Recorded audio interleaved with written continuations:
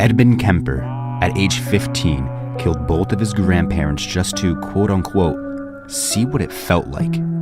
Upon release, he drifted, picking up and releasing female hitchhikers, but he soon stopped letting them go, killing 6 young women in the Santa Cruz, California area in the 1970s.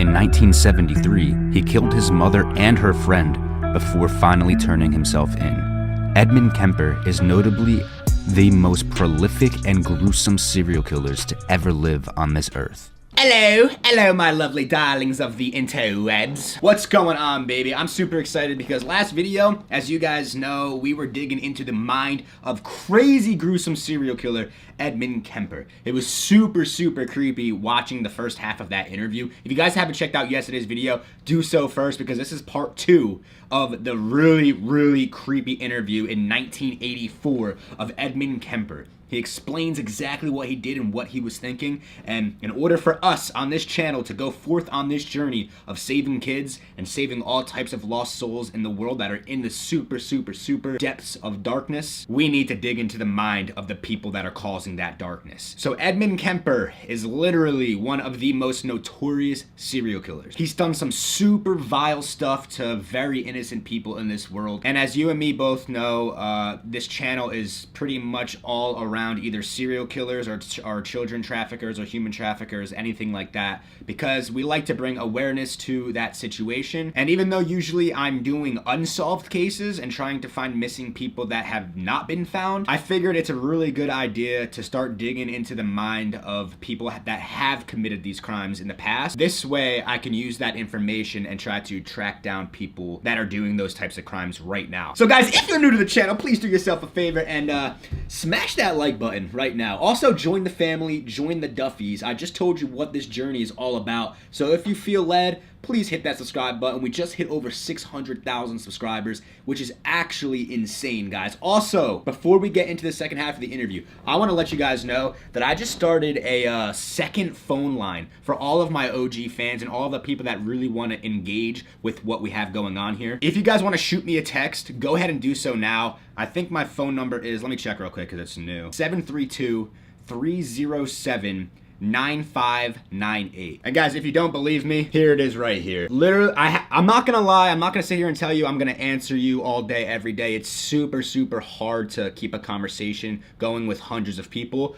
but I promise you, I do go through and I read literally as much as possible. Look, as you guys can see, here's a fan with a conversation going right there. Here is a fan going with a conversation right here. I text back as much as humanly possible, and if you guys have any information or you want to ask me any questions, just text my phone number. I just think it's a really good way to engage with all of the people that want to be engaging. You know what I mean? But anyways, without further ado, I'm gonna go take a pee break before I start this video. You guys won't know that because it's gonna cut right to the video anyways. Be right back. Okay, ladies and gentlemen, here we go. Ready? 3, 2, 1, and why is it not working? He came to take the gun away, and it was on he and his sergeant detective. They were staking out the wrong house. It was across the street, and I'm playing around with the car, standing next to the gun in the trunk.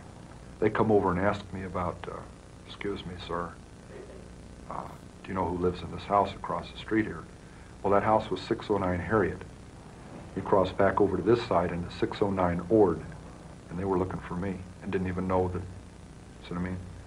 Bad news. Well, at any rate, we walk into the house to have them ask my mother about this other house, and I'm saying, hey, which 609 are you looking for? And they said, are you Ed Kemper? Yes. And it goes on.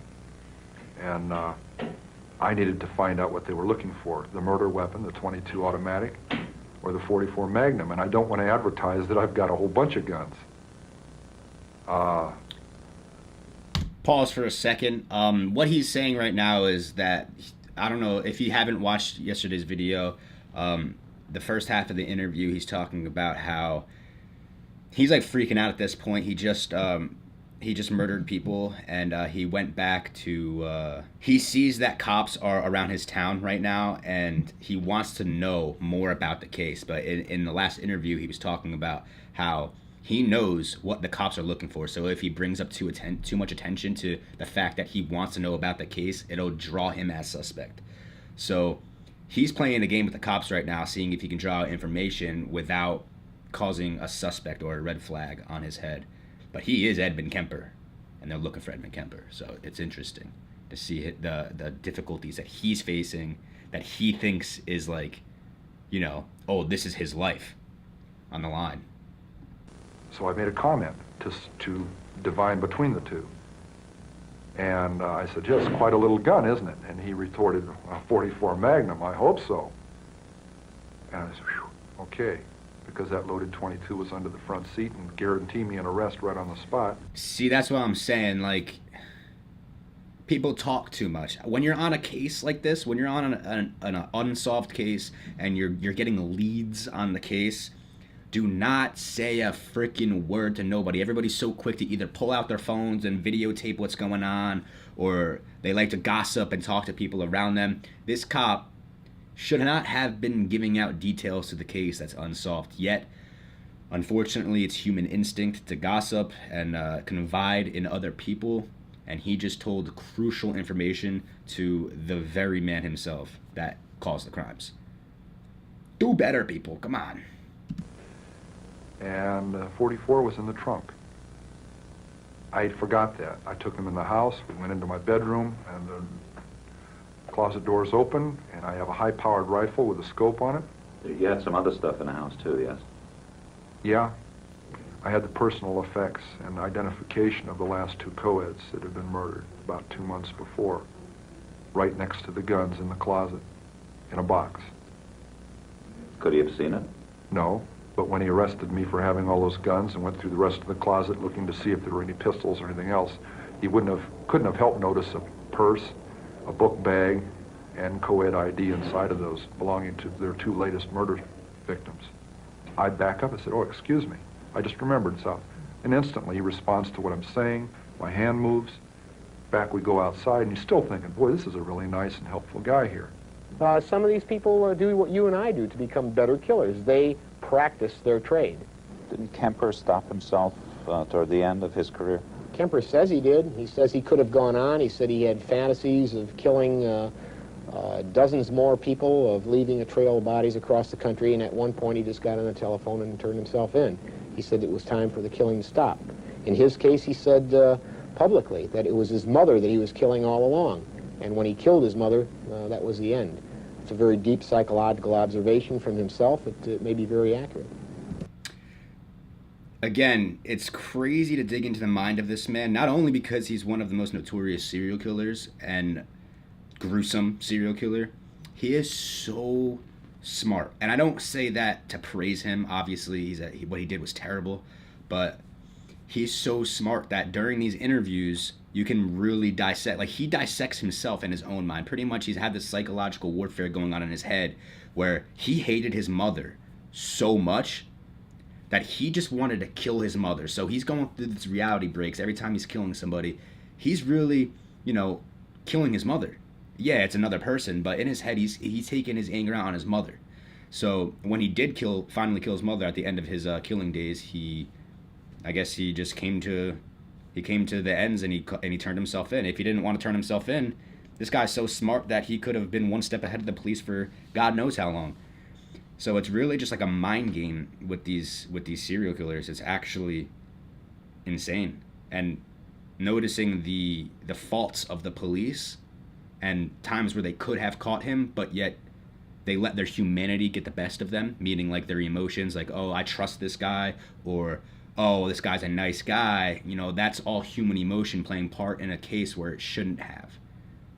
Got to be very thorough in these cases because, like I said, the biggest monsters blend right in. It was springtime. It was April. And for 2 months I hadn't killed. And I said, it's not going to happen to any more girls. It's got to stay between me and my mother. And I can't get away from her. We're still fighting. She's still belittling me. I'm like a puppet on a string, and I entertain her. She knows all my buttons, and I dance like a puppet with that pain. And it had even gotten physical, to where I had physically grabbed her and thrown her onto her bed, trying to emphasize a point that I was threatening to kill her. So here I pick up these two young ladies in Berkeley on Ashby Avenue. One has flowers in her hand, petite little dolls. They're in granny dresses, and they're hitchhiking, a couple of real experts. I want to see how together I am, if I can resist this temptation. You going to Walnut Creek? Great. Another example there, though, I just want to pause again real quick. It's literally a game to him. That's how out of touch of reality he's in. It's a game to him. He said, I want to pull over and see if I can resist, see if I'm strong enough to resist my temptations. He's playing with these two girls' lives. It's just, it's unreal. And they get in my car. They want to go one way. I know they need to go the other. If they go the way they're insisting on, we're headed right back out to where the first two co-eds were murdered. And I'm saying to myself, oh my God, all I got to do is relax and they'll take me to their death. I've got the gun in the car, the same one I've been doing it with. I insisted. As gently as I could, I took them where they needed to go, to their college.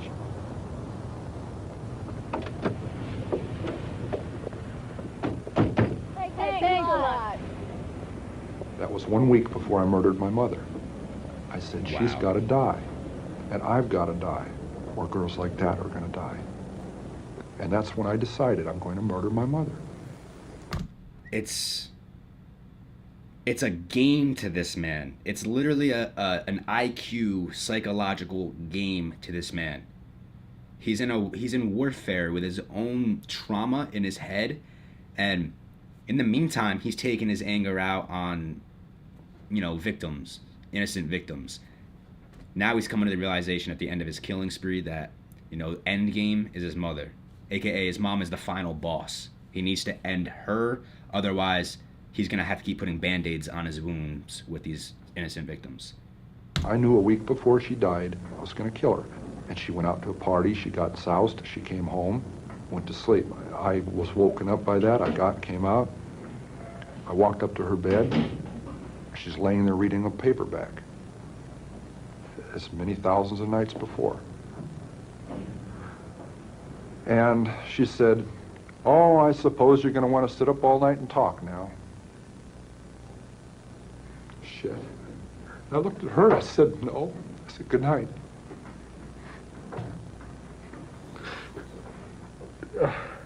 And I knew I was going to kill her, And I'm so cold, it's so hard. And that's the first time in 10 years I've looked at it that way. I mean, that intensely, that honestly. It hurts. Because I'm not a lizard, I'm not from under a rock. I came out of her vagina. I mean, you can clearly tell, you can see the pain in his eyes, how hurt he was. And I don't say this, again, to praise him or to defend him, but, human beings are human beings. Unfortunately, a lot of people get sucked into the darkness of this world. It's true. Like, he wasn't born killing people, you know what I mean? He was a human being, a child of God. And unfortunately, the evilness of this world, his being his mother, has just drove him so far out of reality and so far into the darkness that he just couldn't control himself anymore. And this is why I want to do what I want to do, aka save people like this, because he's displaying it right here. That one last talk with his mother could have changed everything. I mean, it couldn't change what he'd already done, but it could have saved her own life. And he got his own confirmation right there, like, I need to kill you tonight. See? Came out of my mother. And in a rage, I went right back in. For 7 years, she said, I haven't had sex with a man because of you, my murderous son. Is one of our arguments. I cut off her head, and I humiliated her corpse. So there, a 6 young woman dead because of the way she raises her son and the way her son is raised, the way he grows up. And what's her closing words? I suppose you want to sit up all night and talk. God, I wish I had. Your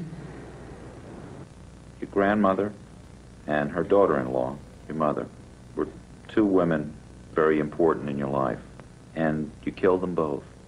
Could you say what they were like that led them to the same fate? Same thing that kept them from ever being friends. They were both aggressive, matriarchal women.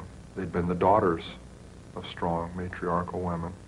I still loved my mother, and it's hard for somebody to comprehend that you murder your mother through love.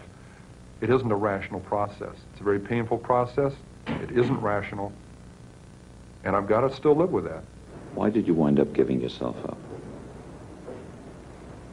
It had to stop. It had to stop. Once my mother was dead, there's almost a cathartic process at that point. I got physically ill right then, when she died, when I murdered her. And once she was dead, there was no way I could back out. I had backed down from giving up 1,000 times. You know, I just used to get drunk and go sit out in front of the sheriff's department in a parking lot across the street on one of those little concrete parking berms, and I just sit there and say, no, I still can't. The clanging doors, I could still hear them. No, because it'll never open again.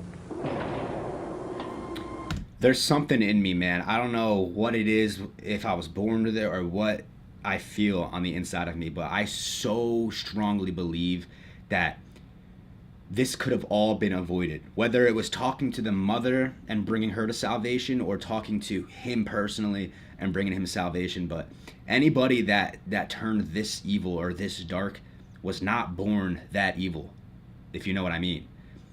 There could have been any point in time in their life where anyone that he just walked by in a grocery store or befriended at a supermarket, whatever it was, that could have showed him just a little glimpse of light.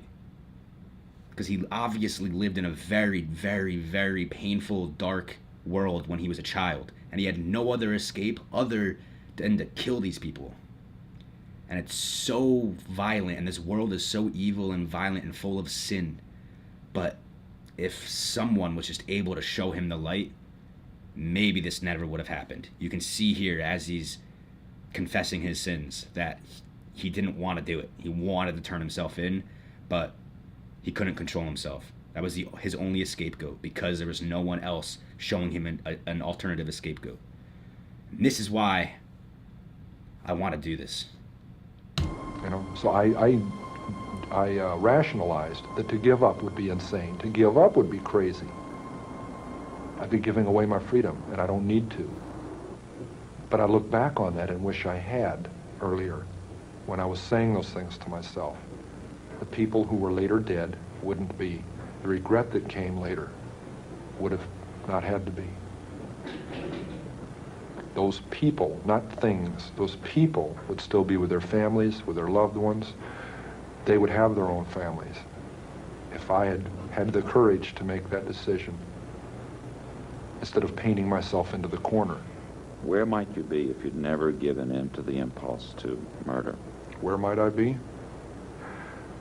If my parole had been successful, I believe I'd be married, I'd have children, I'd be heading toward my first grandchildren. It's so very sad, and again, I don't want to act like I sympathize for this man. Well, you know, I do sympathize for this man, but I don't obviously condone what he did. He was an evil man, and I just believe that if we caught him before the evil had totally consumed him, that things would have went a lot different. Just like he said at the end there, if he was able to control his emotions, he would be married with kids. And it's super sad that it happens so much in this world. I mean, every single day you wake up and you walk through a sinful, dark, violent, evil world. The world is fallen and it's evil. It's true. But it's up to you every single day when you wake up that you put the armor of God on. Because if you don't, the evil will consume you. This man tried healing his pain himself. And when he was trying to heal his pain himself, like he said, he painted himself into a corner. Meaning, he tried doing it with his own two hands, making himself feel better. And that's not possible. Anything you do with your own will in life, you're going to fail. You are a man of this world. We're all sinners and we're all doomed if we use our own will. And that's why you need to choose the armor of God. Have your will through God. Your will needs to align with God, and that will save you from this dark, evil world. Edmund Kemper. This is the first ever recorded interview in 1984. This was the second half of it. If you guys did not watch the first half, go back on the channel and check it out. It's also super interesting. There's also a lot more interviews about Edmund Kemper and what he did, and I believe they get a lot more sinister and more in detail. So if you guys want to see that, please show this video some love and drop a like on the video. Also hit that subscribe button and leave in the comments exactly what you think of Edmund Kemper. Do you agree with me, or am I an idiot? You know what I mean? Like, go in the comments, debate. I'll be answering all the comments. Again, if you guys want to text me, my number is 732-307-9598. Shoot me a text, and yeah, I love you guys, and I'll catch you in the next video. Bye. Edmund Kemper, at age 15, killed both of his grandparents just to, quote-unquote, see what it felt like. Upon release, he drifted, picking up and releasing female hitchhikers, but he soon stopped letting them go, killing 6 young women in the Santa Cruz, California area in the 1970s. In 1973, he killed his mother and her friend before finally turning himself in. Edmund Kemper is notably the most prolific and gruesome serial killers to ever live on this earth.